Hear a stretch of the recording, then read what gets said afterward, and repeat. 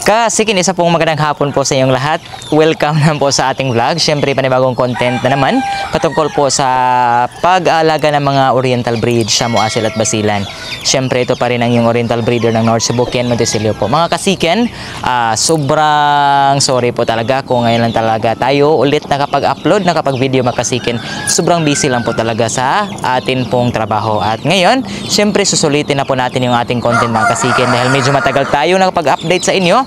Ay papakita ko po sa inyo yung pong update at kalagayan po ng ating mga alagang pasisiw ngayon mga kasiken. At ngayon po ay hapon na pala mga kasiken. Good thing is medyo napaaga tayo ng pag-uwi sapagkat may nilakad tayo at diretso na po tayo dito sa bahay. Kaya magpapatukan na tayo sa ating mga alaga mga kasiken at i-update ko na po kayo sa aming mga alaga sapagkat ililipat na po natin sila po sa wet feeding yung mga sisiw natin.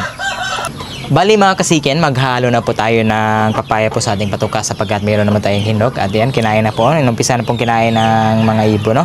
Kaya yan, imimix natin dito sa ating patuka. Meron tayong nakahanda dito mga kasiken. Tingnan niyo po.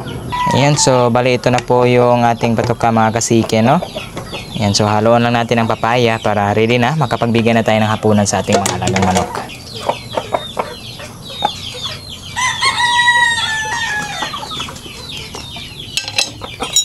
Same process pa rin mga kasiken, ihalo lang natin yung mga buto para ayan, purga na rin sa ating mga alaga.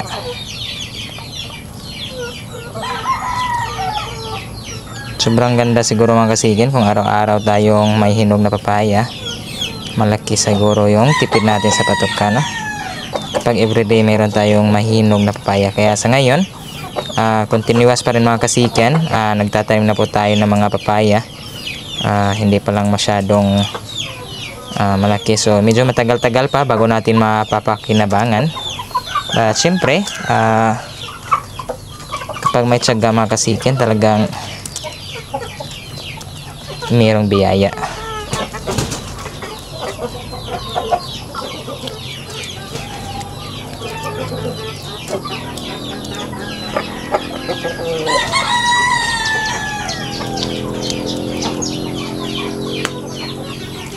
Ayan, so ngayon mga kasiken, halo lang natin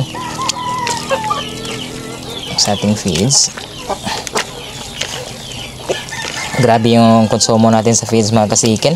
Yung isang sako ay nasa around 13 to 14 days lang. Kaya mas mainam talaga na magtatanim tayo ng mga organic na patuka sa ating mga alaga nang sa ganun mga kasiken ay kahit pa paano makapag-save po tayo ng patuka, no? Kaya ayan, so sa tingin ko mga kasiken, ready natin ang ating patuka. Magpapakain na po na tayo sa ating alaga. So kasiken, pasok na po tayo dito sa ating pong ranging area. Magpapakain na po tayo sa ating mga alagang manok, no? At syempre, andun pa rin yung ating pong estilo. Tatawagin muna natin sila mga kasiken gamit yung ating pong tabla.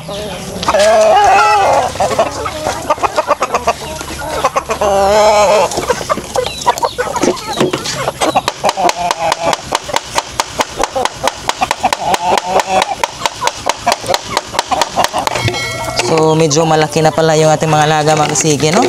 Simula na silang tumilaok mga kasiken, lalo na yung ating sila na tandang. Yan po sila. Yung iba din nating mga stag mga kasiken na mga naka-free range ay bininta na rin natin, no? So ito na po sila mga kasiken. Medyo malalaki na talaga, no? Nagsimula na pong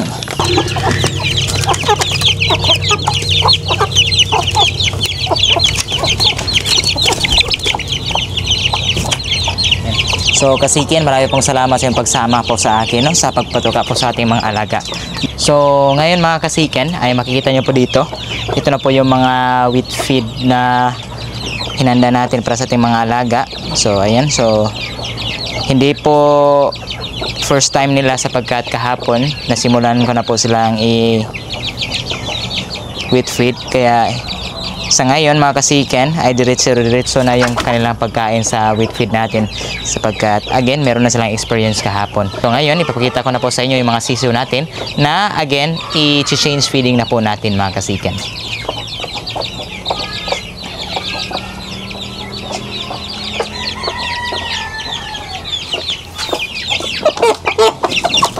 Ayan, so dito tayo mauna mga kasiken sa ating blues. Kung natatandaan niyo po mga kasiken, no? Si Aurora.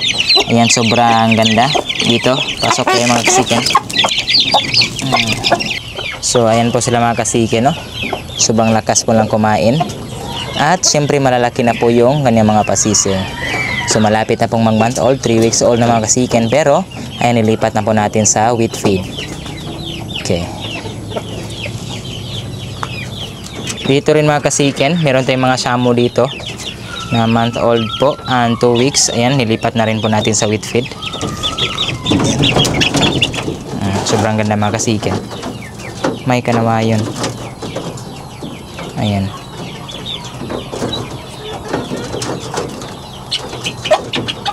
So 5 piraso po sila kasiken.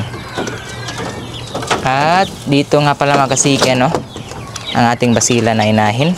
Ayan, natatandaan niyo pa ito mga kasiken. Ito yung lumipat dito, no, at dyan na po naglimlim. Sa ngayon mga kasiken, malapit na po siyang mamisa mga kasiken, no. Sa tingin ko yung mga the next day, mga August 10 siguro or 11, mapipisan niya na po yung mga itol niya. Hopefully may mga laman po mga kasiken, no. So ngayon mga kasiken ay dumako pa tayo sa iba pa nating i-change feed, no.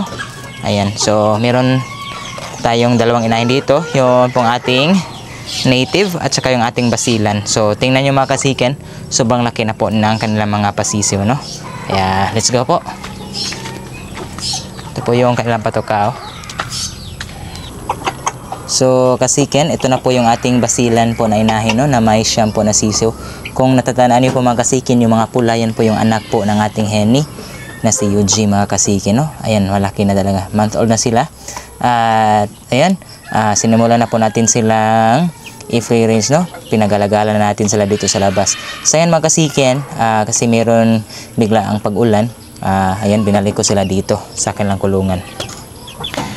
At syempre naman mga kasiken, yung ating native chicken po. Yan, yung pure native natin ay hindi po magpapahuli. Yan, malaki-laki na rin po yung kanyang mga pasisiw, month old na rin.